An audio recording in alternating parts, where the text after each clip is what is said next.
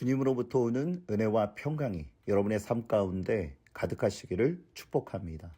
하늘의 길을 따르는 삶이라는 제목으로 요한복음 11장 47절에서 57절까지의 말씀을 함께 나누겠습니다.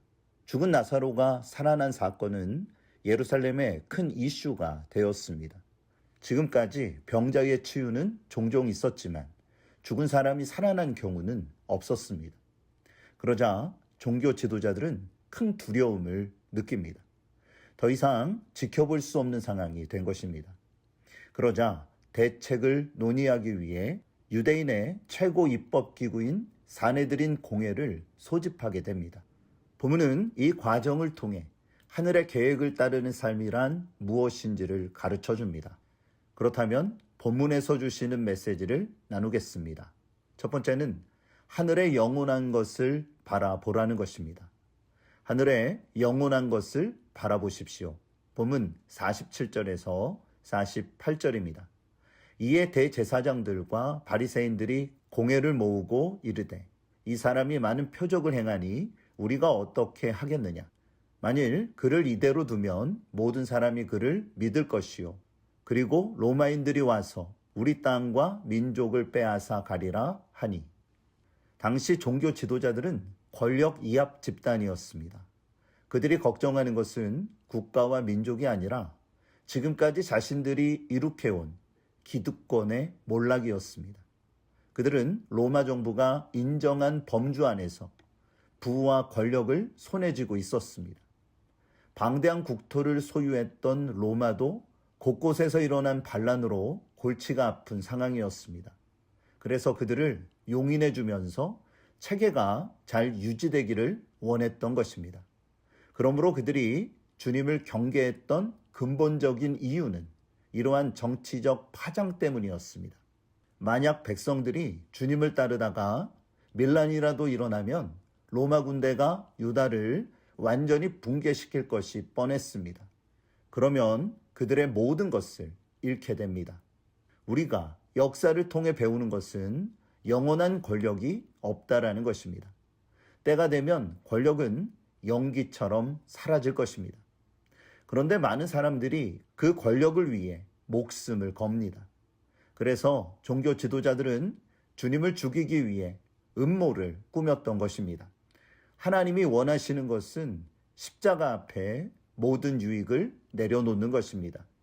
그러면 하늘의 계획을 보는 눈이 열립니다.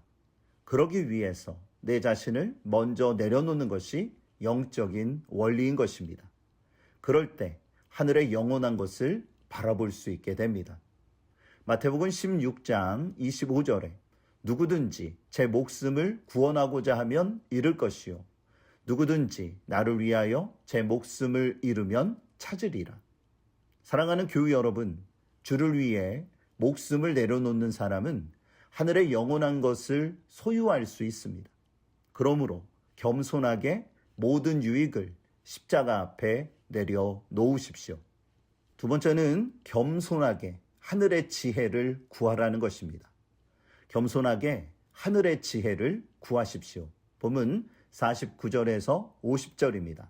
그 중에 한 사람, 그 해의 대제사장 가야바가 그들에게 말하되 너희가 아무것도 알지 못하는도다. 한 사람이 백성을 위하여 죽어서 온 민족이 망하지 않게 되는 것이 너희에게 유익한 줄을 생각하지 아니하는도다 하였으니. 대제사장 가야바가 그들에게 핀잔을 주며 말했습니다. 주님이 백성을 위해 죽으면 온 민족은 망하지 않게 될 것이다. 그의 말의 요지는 주님만 죽이면 모든 문제가 해결된다라는 것입니다.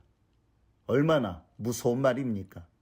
그런데 요한은 하나님이 그 해의 대제사장을 통해 같은 말이지만 전혀 다른 의미가 내포된 예언을 하게 하셨다라고 기록합니다.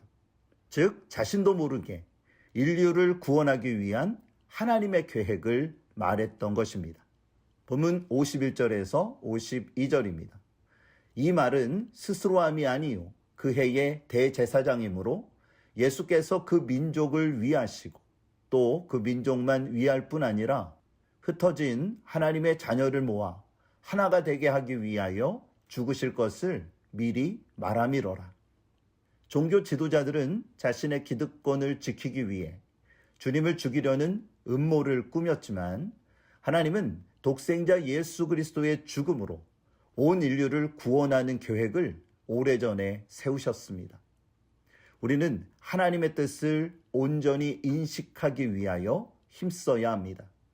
종교 지도자들은 영적인 눈이 닫혀 자신들이 멸망의 길로 가는 것도 몰랐습니다.